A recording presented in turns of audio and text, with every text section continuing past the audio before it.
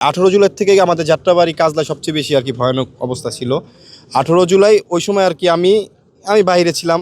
এর মধ্যে আমার মেজো ভাই আবার রায়েরবাগে কাঁচামালের ব্যবসা করে, উনি আমাকে ফোন দিছে যে ভাইয়ার ফোন বন্ধ কেন? কারণ ভাইয়া যেহেতু আপনার এক্সপোর্টের ব্যবসা করে, সেক্ষেত্রে কোনো সময় ফোন বন্ধ থাকার কথা ছিল না, আমার সবসময় পাইতাম ফোনে। তো ভাইয়া একটু টেনশন করতেছে, আর ভাই আবার ভিডিও করছে, আপনার ওই যে ভিডিও করে ছাড়ছে যে মনে মন আন্দোলনে ছাত্রদের মারতেছে। আর এমনি ফেসিস ওদের আর কি আগের থেকে ইয়া করতো আর কি, আওয়ামী লীগ বলেন আর পুলিশ বলেন, ওদের আগে আগে থেকে দেখতে পারতো না।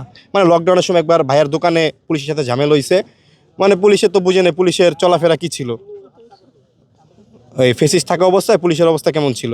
তো 18 জুলাই ওই দিন বাসার থেকে বের হয়েছে আমার ভাই। বের হওয়ার পর যখন আমার ভাই ওই রাতে আর বাসায় ফিরে নাই, তারপরে আমরা থানা বলেন, জেলখানা বলেন, মর্গ বলেন, হসপিটাল বলেন, অনেক জায়গায় আমরা তন্ন তন্ন করে খুঁজেছি, কিন্তু আমার ভাইয়ের কোনো সন্ধান পাইনি। মানে এভাবেই খুঁজতেছিলাম, খুঁজতে খুঁজতে আপনার 34 দিন পর জানতে পারি এক ভাইয়ের মাধ্যমে যে আমার ভাইয়েরকে নাকি বেওয়ারিশভাবে দাফন করছে এই রায়ের বাজার বুদ্ধিজীবী কবরস্থানে। তো এটা শোনার পর আমরা বিশ্বাস করি নাই। 34 দিন পর বলতে 5 আগস্টের পরে, 5 আগস্টের পরে 21 আগস্ট। কিন্তু এর ভেতরে যখন নেট আসে আপনার 18 জুলাই কিন্তু রাতের থেকে নেট ছিল না, নেট বন্ধ হয়ে গেছিল। তো যখন নেট আসার সময় আমরা একটা ভিডিও পাই, যেটা স্বৈরাচার মুক্ত বাংলাদেশ একটা পেজে আপলোড করা হয়েছিল।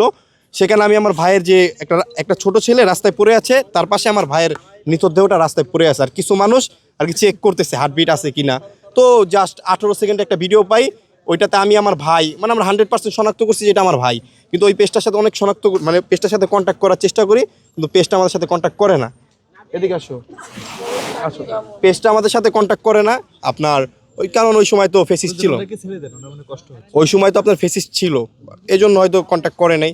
তো ওই যে 34 দিন পর যখন 21 আগস্ট আমরা জানতে পারি, ওই ভাইয়ের মাধ্যমে জানতে পারি যে আপনার আমার ভাইকে এখানে দাফন করে। তারপরের দিন 22 আগস্ট, মানে ওই দিন তো আমরা ছবি নিয়ে আসি মর্গের থেকে, এক স্টাফের কাছ থেকে। উনি বললো যে এক স্টাফের কাছে ছবি আছে, আপনারা নিয়ে আসেন।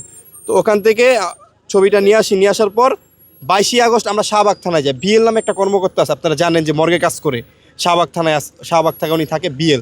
তো ওনার কাছে যায় আমার ভাই যে সার্টিফিকেট, মানে এখানে প্রত্যেকটা লাশের সার্টিফিকেট আছে, বেওয়ারিশ সার্টিফিকেট আর কি, মানে মানুষগুলো ওয়ারিশ কিন্তু বেওয়ারিশভাবে দাফন করছে। যে সার্টিফিকেট, আমার ভাই সার্টিফিকেটে লেখা ছিল অজ্ঞাতক 28 জিটি নাম্বার 1359। তো ওই সার্টিফিকেটে যে বিএল কর্মকর্তার কথা বলতেছে, উনি আমাদেরকে পড়ে শোনাইতেছিল। ওখানে লেখা ছিল যে 18 জুলাই, মানে ওখানে যা লেখা ছিল তাই আমি বলতেছি আপনাদেরকে, যে আপনারা চান আমার কাছে ছবিও আছে, ওই বেওয়ারিশ সার্টিফিকেটের ছবিও আছে। তো ওখানে লেখা ছিল 18 জুলাই যাত্রাবাড়ি থানা অধীন ভিকটিমকে কোটা আন্দোলন চলাকালীন সময় প্রথমে গুরুতর আহত করে এবং তারপর তাকে গানশট দিয়ে গুলি করার পর ছাত্র জনতা তাকে ঢাকা মেডিকেল নিয়ে আসে 8টা বাজে, এবং 9টা 45-এ তার রক্তক্ষরণের কারণে মৃত্যু শনাক্ত হয়। এবং তার 5 দিন পর 23 জুলাইয়ের মাধ্যমে শাহবাগ থানার কাছে হস্তান্তর করে ঢাকা মেডিকেল, আর শাহবাগ থানা আঞ্জুমান মুফিদুল ইসলামকে হস্তান্তর করে। আঞ্জুমান মুফিদুল ইসলাম 24 জুলাই আমার ভাইসহ 8 জনকে দাফন করে এখানে। আর এর ভেতর মনে একটা লাশ ফিলিস্তানে, যেটা শুরু থেকে আমরা দেখে আসছি। আর মনোবল হতে হয় স্পাদ্রিত। জেরুজালেম 25 বছরের পথ চলায় নিরাপদে রাখার প্রত্যয়ে। তো এরপরে আমরা এত পরিমাণ দৌড়াইছি যেটা আমি আপনাদেরকে বলে বুঝাইতে পারবো না। আপনি ইন্টারিম সরকার যখন গঠিত হয়েছে, ইন্টারিম সরকারের কাছেও গেছি, আমাদের ভাইরা যাদের ডাকে বের হয়েছে, যারা আর কি সমন্বয়ক, তাদের কাছেও গেছি। এমন কোনো জুলাইয়ের যত প্রোগ্রাম হয়েছে সব প্রোগ্রাম আমার মাকে নিয়ে আমি গেছি, সবাই আমাদেরকে আশ্বাস দিছে, কিন্তু কেউই বলে না যে কাজটা হবে কিনা। এমনও জায়গাতে বলা হয়েছে যে কাজটা হবে না, ওনাদেরকে বেওয়ারিশভাবে আর কি দাফন করে দিবে, এমন একটা অবস্থা, মানে পাকা করে দিবে। অলরেডি কিন্তু পাকা করছে, মানে এটা শনাক্ত করবে না। তারপর আমি হাল ছাড়ি নাই। আমার কথা, আমার ওখানে যদি কেউ লাশ না চায়, আমি চাই, আমার ভাই এখানে দাফন হয়েছে। আমার তো অধিকার আছে যে আমার ভাই জুলাই মাসে মারা গেছে, আমার ভাই শহীদ হয়েছে, আমার অধিকার আছে না আমার ভাইয়ের লাশটা শনাক্ত করার, কবরটা শনাক্ত করার। আমার ভাই সহ এখানে যারা শুয়ে আছে তাদের সবার আছে পিত্ত পরিচয়, আছে পরিবার, এখানে কেউ বেয়ারিশ না, সবাই ওয়ারিশ, কিন্তু এদেরকে বেয়ারিশভাবে দাফন করছে। আমার এখানে আশেপাশে আরেকটা ফ্যামিলি আছে, আপনার যে ঢাকা মেডিকেলে যে 6টা লাশ ছিল না কিছুদিন আগে, যে রাষ্ট্রীয়ভাবে দাফন করলো, ওই ফ্যামিলিটা আপনার জানতে পারছে কয়দিন আগে ডিএনএ টেস্টের মাধ্যমে যে ওই 6টার ভেতরে একটা লাশ ওনার ছেলের। কিন্তু আফসোসের বিষয়, আমাদের ভাইদের কথা যখন আমরা আপনাদের মাধ্যমে প্রচার হয়, যখন চাপ সৃষ্টি হয় ইন্টারিমের কাছে, তখন এগুলা কিন্তু আপনার এই কবরগুলো কিন্তু মানে পরিষ্কার করে, তবে কাজগুলো দ্রুত করে। কিন্তু ওই যে 6টা লাশ, এটার কথা কিন্তু অনেকে ভুলে গেছে। আপনারা তো অনেক বর্তমানে বাংলাদেশের অবস্থা তো জানেনই।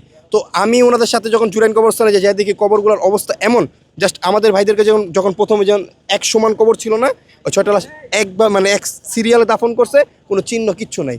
আমি এটার ভিডিও আছে আমার কাছে 25 জুলাইয়ের, যে ভিডিওটা আমি আপনার এক সাংবাদিক ভাইয়ের মাধ্যমে পাই, ওনারা এখানে ছিল। আর আমার কথা হলো এখানে নাকি গণ অভ্যুত্থানের লাশ না সব, তো সিআইডির অনুযায়ী যে 10টা লাশ গণ অভ্যুত্থানে, গানশটের গুলি 10টা, আর বাকি যেগুলো আছে এগুলা কেউ পানিতে পড়ে, কেউ রেল সড়ক দুর্ঘটনায়। জুলাই আগস্ট মাসে রেল সড়ক দুর্ঘটনা হলো কবে? আর আঞ্জুমান তো আমার লাইফ কি আমি আপনাদের জানা মতো তো আঞ্জুমান ফিদুল ইসলাম এই 1 মাসের ভেতরে মানে এত লাশ দাফন করে নাই, যেখানে জুলাই মাসে 81টা, আর আপনার আগস্টে মনে হয় কয়টা জানি দাফন করছে, মোট 114টা। কিন্তু আমার কথা হলো যে 5 দিনে 36টা লাশ দাফন করছিল। একটা ভাইয়ের ভিডিওতে দেখছিলাম, একটা ব্রাইক ব্লকার এখানে আসছিল, তখন আমি জানতাম না আমার ভাইকে যেখানে দাফন করছে। আমি আমার মাকে দেখাচ্ছিলাম যে মা দেখো এই একটা ভিডিও, যে এখানে নাকি গণকবর দেওয়া হয়েছে। তো ভাইটা কবর জিয়ারত করতেছে আর বলতেছে যে না জানি কার সন্তান এখানে শুয়ে আছে। আমি তখনও জানি না যে আমার ভাই এখানে শুয়ে আছে।